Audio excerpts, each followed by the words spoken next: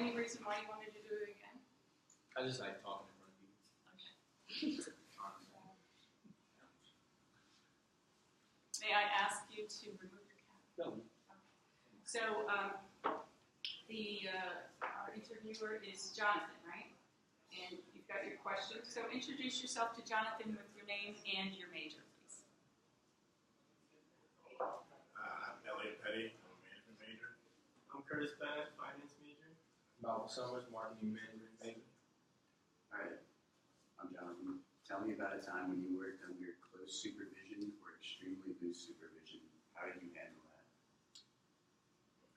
Well, one night I work in a restaurant, and one night the bartender, who's the manager and in charge of everybody on the floor, was heavily intoxicated at his post, and we didn't really know what to do because it never happened before, and we didn't want to. For a while, we didn't want to rat him out, so we just kept on doing our jobs and sort of delegated his jobs to people and let it play out. And in retrospect, we should have got the boss sooner, but I think we did a really good job of handling everything, even though he was kind of out of commission. So I worked for a family business at a golf course, actually, and I worked kind of under very loose supervision because my family obviously trusted me and had faith that I knew what I was doing. So I kind of stepped up to the plate and did hard work just as hard as everybody else, and just tried to, keep up with the pace of the coach.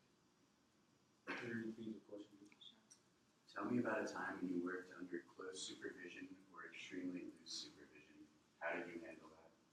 Okay, so with my last coaching staff here at Elon, they didn't really weren't really worried about us, if that makes sense. So it was I had to take it upon myself to be physically in shape and mentally in shape, if that makes sense. So I thought having that experience helped me become a better person because truly it's all on you to make things happen, not to depend on somebody else to push you to make something happen. You should be able to push yourself. Malcolm, how did you feel with that back and forth this time? Your confidence level, and then focus increased. on. Huh? Yeah, it went up about 4. What are you talking about? What was the difference between the first time and this one, increasing your confidence level? I'm pretty comfortable in front of people. Yes. But I feel like the more you come up, the easier it gets. So the more I do it, so any chance I get to come up in front of people, I try to do it because it'll just get easier. So the practice was good. Yeah. So some feedback for you. I liked how you told me which part of the question you're going to answer. Loose, right? You said that right off the bat, and that you gave a short analogy about your mentality had to be physically in shape as well as mentally in shape, and that you took advantage of all the situations that you're given to you, but you really were at your own, you really had to manage yourself. It was all up to you. I liked how you said it's all on you to make something happen. So that says somebody who has a lot of initiative. That's somebody I want on my team. So Curtis, how did you feel about your relevance and then confidence level? So I think my topic was very relevant, but I wasn't that confident, so I don't think the words came out as I intended them to. But I think the topic is definitely answers the question.